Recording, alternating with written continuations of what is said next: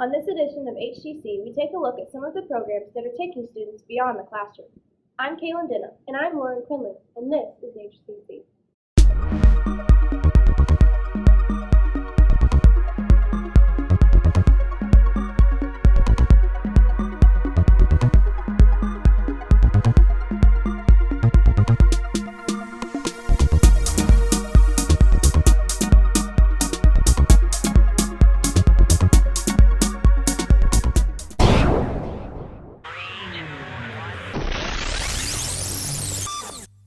"3D printing is the wave of the future, and Hart Career Center's Project Lead the Way is already riding that wave."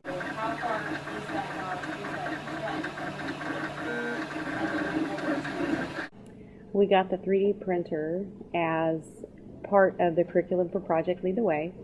It enables students in the Introduction to Engineering Design class to take the ideas that they think of as they do different projects and turn them into reality.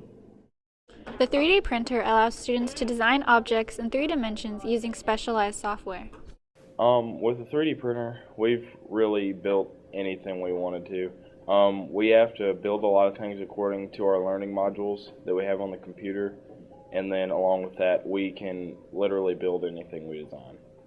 The 3D printer allows students to create anything from complex 3D structures to cute Christmas ornaments. If you're interested in working with 3D printing, you can purchase a smaller scale model for as little as $269 on Amazon.com.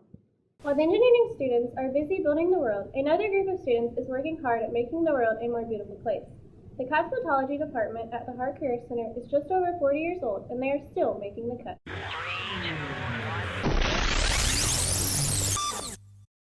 The class has recently opened to the public and offers beauty services at a discounted price. I always tell my students that when they are finished here, that their education never ends. They have to continue to learn everything there is about this business because it continues to change. We have new haircuts, new color every spring, every summer, every fall, every winter. So they have to continue learning or they'll just get stuck in a rut. Students have been practicing and studying the latest trends and styles, using their classmates as their models. Cosmetology has taught me at like a really early age that you really have to work for a career and you have to start out early to kind of work for what you want, and that you are going to deal with people that aren't happy with what they get, and you just kind of have to work with it, and makes you a people person, I guess. So. The salon is open Mondays, Wednesdays, and Fridays from 8:30 to 10:30 and then 12:30 to 2:15. It's just good business sense to prepare for your future, and that's exactly what members of the Future Business Leaders of America are doing. Go right here, and you can have access to it. You can add your own little box right there. If this was on, you can add your own little box. FBLA is focused on preparing students for life beyond the classroom and in the business arena. Well, I want to become a lawyer, and I thought maybe I'd like to own my own law firm one day, so I figured this could help me get my business management skills. The prep is paying off. 4 of the members of the organization are now preparing to go to state competition after recently placing at districts. It was great to see so many members of our state and district involved with business education. It was really exciting to know that there are people who are thinking about their futures even now as freshmen and exploring different options for career choices. And I was also so happy to see the Mexico chapter clean up. I think we got something like 10 medals. It was a great time. Students can join FBLA at the beginning of each school year. For more information, contact Mrs. Gooch at the Hart Career Center. Congratulations to those FBLA students who are moving on to state competition, including Rachel Owings, Michael Strumke, Sarah Cloven, and Leslie Keith. Every successful high school student has to start somewhere, and the Seagull program is helping elementary students fly high with their participation in the Hour of Code.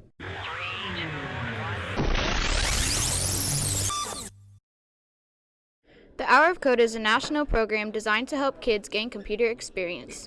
The Hour of Code teaches the kids a lot of patience while they are analyzing computer programming. They also get to look at situations from a different perspective. But patience is a very big part of it.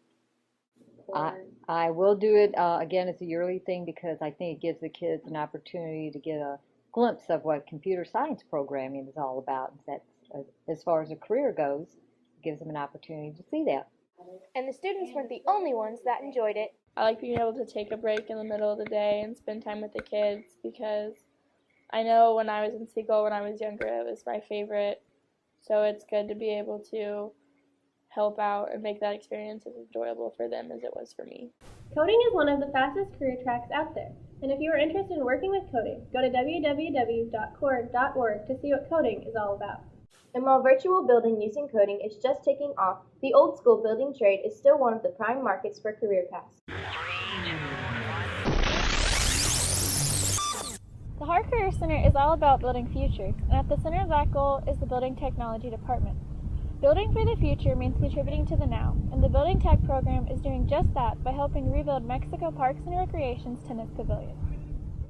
The project will benefit both Mexico High School's athletic department as well as the community of Mexico itself.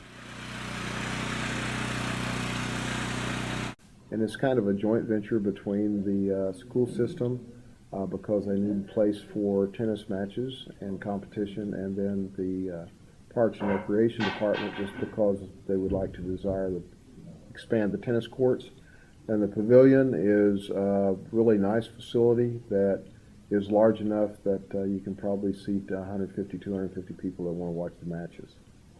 The tennis pavilion will not be ready for the upcoming boys season in the spring, but will be ready for the girls season this fall. Thank you for joining us for this edition of This is HCC. Reporting for The Bite, I'm Lauren Quinlan. And I'm Kaylin Denham. The future is now at HCC.